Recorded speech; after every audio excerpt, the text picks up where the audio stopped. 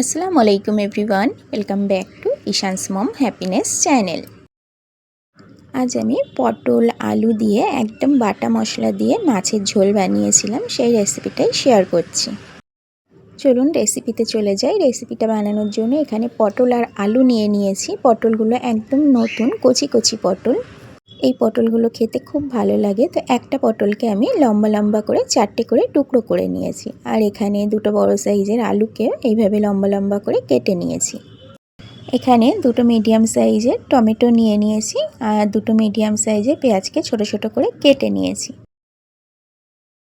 এগুলোকে এক সাইডে রেখে বাটা মশলার জন্য আমি এখানে 1 টিস্পুন ধনিয়া নিয়েছি, গোটা ধনিয়া, 1 টিস্পুন এখানে গোটা জিরা নিয়েছি আর 5টা থেকে 6টা কালো গোলমরিচ নিয়েছি। একটু পানি দিয়ে এটাকে ভিজিয়ে রাখবো 5 মিনিট, তারপর পেস্ট বানাবো।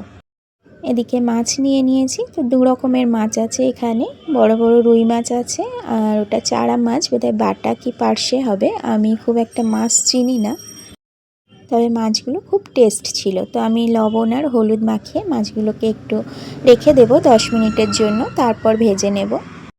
এইগুলো সমস্তগুলো এদিকে রেডি করা থাক। এদিকে আমি ওভেনে চলে এসেছি। ওভেনের মধ্যে দুটো কড়াই বসিয়ে দিয়েছি। একটাতে মাছ ভাজা করব আর এটার মধ্যে রান্না করব। তো কড়াইয়ের মধ্যে আমি 1/2 কাপ মতো তেল দিয়ে দিয়েছি, সরিষার তেল। তার মধ্যে আগে থেকে কেটে রাখা আলুগুলোকে দিয়ে দিয়েছি আর ওই কড়াইতে মাছ ভাজি হচ্ছে। ওই কড়াইটাতে আমি শুধু মাছ ভাজাই করি। ওটা লোহার কড়াই, ওটার মধ্যে মাছ ভাজাটা খুব ভালো হয়। তো আলুগুলোকে আমি পরিমাণ মতো লবণ আর হলুদ দিয়ে একটু লাল লাল করে ভেজে নেব। যতক্ষণে আলুগুলো ভাজা হচ্ছে বাটা মশলাটা রেডি করে নিই। তো সমস্তই আজকে বাটা দেব। টমেটোটা দিয়ে দিলাম, পেঁয়াজগুলোকে দিয়ে দিলাম আর আগে থেকে যে গোটা ধনিয়া, জিরা, গোলমরিচ ওগুলোকে ভিজিয়ে রেখেছিলাম খুব ভালোভাবে 3 থেকে 4 বার ধুয়ে নিয়েছি। অল্প একটু পানি দিয়ে খুব সুন্দর একটা পেস্ট বানিয়ে নেব। এদিকে আলুগুলো লাল লাল করে ভাজা হয়ে গেছে, উঠিয়ে নেব। আলুগুলোকে উঠিয়ে নিয়েছি। ওই তেলের মধ্যেই আগে থেকে কেটে রাখা পটলগুলোকে ভেজে নেব। পটলগুলোকেও একটু লবণ আর হলুদ দিয়ে আমি ভেজে নেব। পটলগুলো ভাজা হচ্ছে, আলুগুলো উঠিয়ে রেখেছি সেটা একটু দেখিয়ে দিলাম। পটলের মধ্যে অল্প একটু লবণ দিয়ে দিলাম, 1/3 টিস্পুন, 1/3 টিস্পুন হলুদ গুঁড়ো দিলাম। এই 2 থেকে 3 মিনিট একটু পটলগুলো ভেজে নেব, যেহেতু একদম নতুন পটল, খুব তাড়াতাড়ি পটলগুলো নরম হয়ে গেছে। আর এদিকে মাছগুলোকে ভেজে নিচ্ছি। অনেকগুলো মাছ, সবগুলো আমি তরকারির মধ্যে দেব না, কিছুটা ভাজা রেখে দেব। যেগুলোকে তরকারিতে দেব সেগুলো আগে ভেজে নিচ্ছি। আর এদিকে পটলটাও ভাজা হয়ে গেছে, উঠিয়ে রেখেছি। ওই তেলের মধ্যেই অল্প একটু কালো জিরা ফোড়ঙে দিয়ে দিলাম। আগে থেকে যে মশলাটা পেস্ট বানিয়ে রেখেছিলাম, টমেটো, পেঁয়াজ আর ধনিয়া, জিরা, গোলমরিচ, ওগুলো পেস্টটাকে দিয়ে দিলাম সম্পূর্ণটাই। এখানে একটু আদা রসুনের পেস্ট দিচ্ছি আর মশলার বাটিটা ধুয়েও একটু পানি দিয়ে দিয়েছি। এখানে লবণ আর হলুদ দিয়ে দেবো, একটু বুঝে দিতে হবে, যেহেতু আলু আর পটলটা আমি লবণ হলুদ দিয়েই ভেজেছি। তো পরিমাণ মতো একটু লবণ হলুদ দিয়ে দিলাম। মশলাটাকে খুব ভালোভাবে একটু সময় নিয়ে 4 থেকে 5 মিনিট সময় নিয়ে আমি মশলাটাকে কষিয়ে নেব। যে কোনো তরকারির মশলাটা সুন্দরভাবে কষানো হলে তরকারিটাও ভীষণ টেস্ট হয়। আগে থেকে ভেজে রাখা পটল আর আলুগুলোকে দিয়ে মশলার সাথে আর একটু কষিয়ে নেব 2 মিনিট। বাটা মশলা দিয়ে মাছের এই ঝোলটা গরম ভাতে খেতে অসাধারণ লাগে। কারা কারা এইভাবে বাটা মশলা দিয়ে মাছের ঝোল বানান অবশ্যই একটা কমেন্টে জানাতে পারেন। আর যারা কোনো দিন বানাননি তারা অবশ্যই একবার এইভাবে ট্রাই করতে পারেন, খুব ভালো লাগবে। খুব ভালোভাবে কষিয়ে নিয়ে এখানে আমি পানি অ্যাড করে দিলাম। যেহেতু দুটো ওভেনই রান্না হচ্ছে, একটাতে মাছ ভাজা হচ্ছে, সে কারণে নর্মাল পানিই দিলাম। সাধারণত আমি তরকারিতে গরম পানি দিই, তো নর্মাল পানি এখানে দিয়ে দিলাম। খুব ভালোভাবে মিশিয়ে নিয়ে আগে থেকে যে মাছগুলোকে ভেজে রেখেছিলাম সেই মাছগুলোও আমি এর মধ্যে দিয়ে দেব। দিয়ে 10 মিনিট ঢাকা দিয়ে মিডিয়াম ফ্লেমে ফুটিয়ে নেব।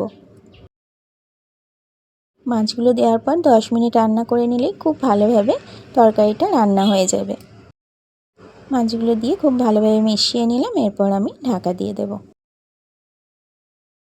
মাছের তরকারি খুব বেশি নাড়াচাড়া করব না এরপর, কারণ মাছগুলো ভেঙে যেতে পারে। আর ঢাকা দেওয়ার আগে কয়েকটা কাঁচা লঙ্কা দিয়ে দিলাম জাস্ট ফর ফ্লেভার। এই তো ঢাকা দিয়ে দিলাম। ঢাকা দিয়ে 10 মিনিট রান্না করেছি। 10 মিনিট পর আমি ঢাকাটা ওপেন করছি। কত সুন্দরভাবে রান্নাটা কমপ্লিট হয়ে গেছে, দেখেই বুঝতে পারছেন। তরকারির কালার দেখেই কিন্তু বোঝা যায় যে রান্নাটা হয়ে গেছে। হালকা হাতে একটু নাড়াচাড়া করে দেব। আর কোনো রকম কিছু মশলা এখানে ইউজ করব না। রান্নাটা একদম কমপ্লিট হয়ে গেছে। একটু মিশিয়ে নিয়ে গ্যাসের ফ্লেমটাকে অফ করে দেব। গ্যাসের ফ্লেম অফ করে দিয়েছি। একটু ঢাকা দিয়ে 5 মিনিট রেস্টে রাখি, তারপর সুন্দর করে সার্ভ করে দেখাচ্ছি। আমার চ্যানেলে মাছের অনেক রেসিপি দেওয়া আছে, আর পটলের রেসিপি তো প্রায় 20টার উপরে দেওয়া আছে। আপনারা দেখতে চাইলে আমার চ্যানেলে গিয়ে একটু প্লেলিস্টটা চেক করে নেবেন, ওখানে গেলে সমস্ত রেসিপি দেখে নিতে পারবেন। ঢাকা দিয়ে 5 মিনিট রেখেছিলাম। 5 মিনিট পর আমি ঢাকাটা ওপেন করছি। এরপর সুন্দর করে একটা সার্ভিং বোলের মধ্যে সার্ভ করে নেব। আমার নেক্সট রেসিপির আপডেট পেতে আমার চ্যানেলটাকে সাবস্ক্রাইব করে রেখে পাশে থাকা বেল আইকনটা প্রেস করে রাখতে পারেন। এতে করে আমি যখনই নতুন ভিডিও আপলোড করব আপনার কাছে সাথে সাথে নোটিফিকেশান পৌঁছে যাবে। যারা অলরেডি কাজটা করে রেখেছেন তাদেরকে থ্যাংক ইউ সো মাচ। আমার পুরনো রেসিপিগুলো দেখার জন্য আমার চ্যানেলটাকে ভিজিট করতে পারেন। আজকের রেসিপি কেমন লাগলো অবশ্যই একটা কমেন্টের মাধ্যমে আপনাদের মতামত জানাতে পারেন। এই তো খুব সুন্দরভাবে সার্ভ করে নিয়েছি। এরপর গরম গরম ভাতের সাথে খেয়ে নেব। আমার নতুন পুরনো সকল বন্ধুর জন্য অনেক অনেক ভালোবাসা। সবাইকে রমজান মোবারক। আবারও দেখা হবে নতুন কোনো ভিডিওতে নতুন কোনো রেসিপির সাথে। সবাই খুব ভালো থাকবেন, কাছের মানুষগুলোকে ভালো রাখবেন, আমার জন্য দোয়া করবেন। আমিও আপনাদের জন্য অনেক অনেক দোয়া করব। এতক্ষণ আমার সাথে থাকার জন্য অনেক অনেক ধন্যবাদ। আর যারা খুব ভালো মাছ চেনেন আমাকে একটু কমেন্টে জানাবেন তো, এগুলো বাটা মাছ নাকি পার্শে মাছ। আমি গরম গরম ভাত নিয়ে খেয়ে নিই, আপনারা ভিডিওটি দেখতে থাকুন। গরম গরম ভাত নিয়ে নিয়েছি, আর আমি এই ছোটো মাছগুলোই খেতে বেশি ভালোবাসি বড় রুই মাছের থেকে, তো ছোটো মাছটাই আমি নিয়ে নিয়েছি। Thank you so much for watching my video.